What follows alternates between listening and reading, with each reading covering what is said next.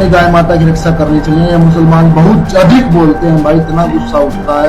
मैं तो इन मुसलमानों को देखता हूँ तो मन करता है बस अभी मार दो। जब समय आएगा जब तो बस आप भूल ही जाओ, इतनी दर्दनाक मौत मारूंगा इन्होंने कभी सोची ना हो। द लाइव टीवी, सच सबसे आगे। दोस्तों, मुसलमानों को गाली देना एक शगल सा बन चुका है। हर कोई ये काम कर रहा है और खुद को सच्चा हिंदू और कट्टर हिंदू बताने पर तुला हुआ है। इन सब के बीच एक शख्स है जो लगातार कैमरे के सामने आ रहा है, चेहरा नहीं दिखाता, डरता है, घबराता है, लेकिन उस चेहरे पर बांध कर रखता है एक भगवा कपड़ा और उसके पीछे से रहकर जो गंदी और अनर्गल बातें बोलता है उसको सुनकर आप भी सन्न रह जाएंगे। कैसे छोटे छोटे बच्चों को निशाना बनाने की बात बोलता है, कैसे कहता है कि मुसलमानों का जनसंहार कर देगा, नरसंहार कर देगा, बताता है कि मीट नहीं खाने देगा और कभी भी किसी भी वक्त वो मुसलमानों को मारने के लिए कदम उठा सकता है।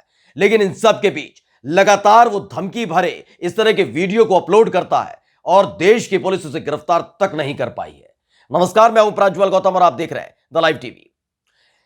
अब से थोड़े दिन पहले यानी 20 मार्च को भी एक वीडियो शख्स ने अपलोड की थी दोस्तों। उसके बाद लगा था कि शायद इसे गिरफ्तार कर लिया होगा, कोई खबर नहीं आई थी, लेकिन एक बार फिर से इसकी खबर आई है। इसने खुद आकर दी है, फिर से इसने चेहरा कपड़ा, एक भगवा कपड़ा अपने चेहरे पर बांधा है और दी है धमकी मुसलमानों को। वो किसी भी वक्त एक बड़ा कदम उठा सकता है, मुसलमानों का नरसंहार कर सकता है, उन्हें मार सकता है। सुनिए इसकी धमकी। हमें धर्म की रक्षा करनी चाहिए भाइयों, हमें अपनी गाय माता की रक्षा करनी चाहिए। ये मुसलमान बहुत अधिक बोलते हैं भाई, इतना गुस्सा उठता है। मैं तो इन मुसलमानों को देखता हूं तो मन करता है बस अभी मार दूं सालों को। पर भाइयों थोड़ी पावर नहीं है, ठीक है, और सही समय का इंतजार कर रहा हूं। देखते हैं कब हमारा समय आएगा, कब मैं बस जब समय आएगा जब तो बस आप भूल ही जाओ, इतनी दर्दनाक मौत मारूंगा इन्होंने कभी सोची ना होगी।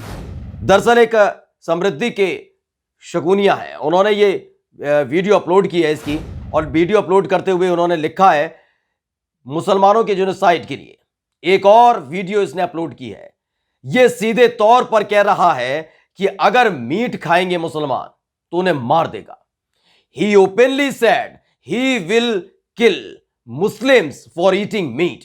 अगर ये लोग यानी मुसलमान ये मीट खाएंगे, मांस का सेवन करेंगे तो उन्हें जान से मार देगा, ये शख्स कहता है। इनको कहता है इनको देखता हूं तो लगता है मार ही दूं। सोचिए क्या कह रहा है, इनको देखता हूं तो लगता है इन्हें मार ही दूं, लेकिन अभी पावर नहीं है। जिस दिन पावर होगा उस दिन तो आप भूल ही जाओ। इतनी दर्दनाक मौत मारूंगा इन्होंने कभी सोची भी नहीं होगी। सोचिए, डंके की चोट पर एक इंसान आकर इस आधुनिक युग में ट्विटर पर आकर, फेसबुक पर आकर, सोशल मीडिया पर आकर लगातार जहर उगलने का काम कर रहा है, धमकी दे रहा है कि देखते ही इन्हें मारने का मन करता है मुसलमानों को। अभी बस पावर नहीं, जैसे ही पावर आएगी मार दूंगा। लेकिन अभी तक इसका कुछ पता नहीं है, अता पता नहीं, क्योंकि पहली बार नहीं था, इससे पहले भी एक वीडियो डाल चुका है। ऐसे ही भगवा रंग का कपड़ा अपने चेहरे पर बांध रखा था, हाथों में अंगूठियां थी और उस दौरान भी यह मुसलमानों को मारने की बात कर रहा था।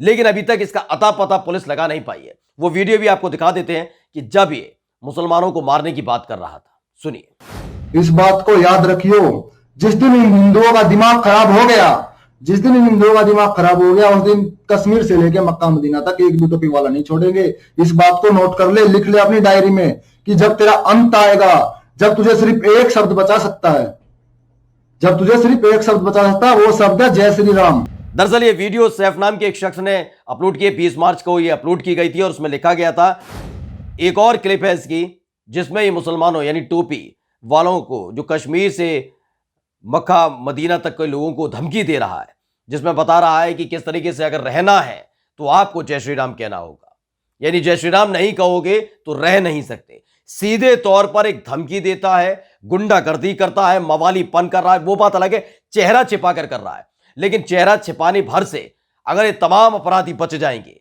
ये तमाम जो मवाली हैं, गुंडे हैं, बच जाएंगे, जो धर्म के नाम पर गुंडागर्दी कर रहे हैं, दंगाई हैं, बच जाएंगे, तो फिर शर्म आनी चाहिए। ये हम आधुनिक युग में जी रहे हैं, क्योंकि अमूमन छोटी छोटी बातों पर पुलिस पहली ही फुर्सत में गिरफ्तारी कर लेती है। कभी मोबाइल के नाम पर, कभी कहती है कि ट्विटर को उन्होंने ट्रेस किया, कभी सोशल मीडिया के माध्यम से अलग अलग तरीके से ट्रेस कर लिया जाता है किसी भी शख्स को, लेकिन अब तक पुलिस इसे ट्रेस नहीं कर पाई है। जबकि सैफ ने साफ तौर पर लिखा भी है, जिन्होंने इस वीडियो को अपलोड किया था उन्होंने लिखा भी है इंस्टाग्राम पेज का लिंक दिया, हरियाणा पुलिस को टैग करते हुए लिखा ये इसके प्रोफाइल इस नंबर से लिंक्ड है, कृपया कर आपको इसमें चेक करिए और ज्यादा परेशानी नहीं होगी इसे गिरफ्तार करने में। और उसके बाद लगा था कि शायद ये जो काम सैफ की तरफ से किया गया, जो काम पुलिस को करना चाहिए सैफ ने किया है, उसके बाद ये जहर उगलने वाला शख्स जेल की सलाखों के पीछे होगा। लेकिन अफसोस कि एक और वीडियो इसका निकलकर सामने आता है, ये फिर डंके की चोट पर धमकी देता है और इस बार तो साफ तौर पर कहता है कि इन्हें देखते ही लगता है इन्हें मार दूं और वक्त आएगा जल्दी इन्हें मारूंगा मैं। ये खुलेआम डंके की चोट पर कहता हुआ नजर आता है, ये कानून की धज्जियां उड़ाता हुआ नजर आता है, लेकिन कानून के रखवाले हाथ पर हाथ रखे बैठे हैं। शायद इसलिए क्योंकि चेहरे पर भगवा रंग का कपड़ा है, शायद इसलिए कि मुसलमानों को मारने की बात कर रहा है।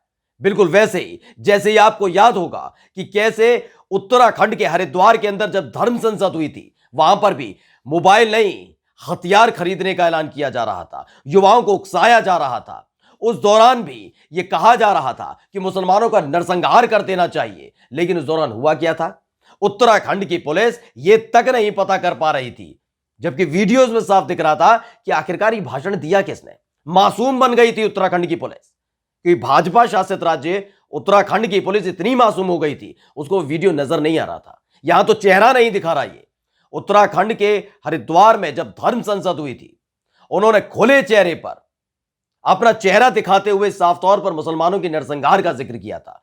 एक महीने बाद 2 लोगों की गिरफ्तारी हुई थी। सोचिए, एफआईआर दर्ज भी नहीं हुई थी, अज्ञात में लिख रखी थी। बाद में बताया गया कि कौन कौन है। नरसिंहानंद सरस्वती जैसे लोग हैं, वसीम रिजवी जैसे लोग हैं, ये तमाम लोग हैं जो लगातार जहर उगलने का काम कर रहे हैं। उसके बाद गिरफ्तारी हुई थी। सोचिए, इस तरह के हालात बन चुके हैं। वही वसीम रिजवी जो जितेंद्र त्यागी बन चुके हैं इन दिनों, वो जहर उगलने का काम कर रहे थे, बताया गया तो गिरफ्तारी हुई थी। और अब इस शख्स को लेकर ठंडा पड़ा हुआ है पूरा मामला, कोई गिरफ्तारी नहीं।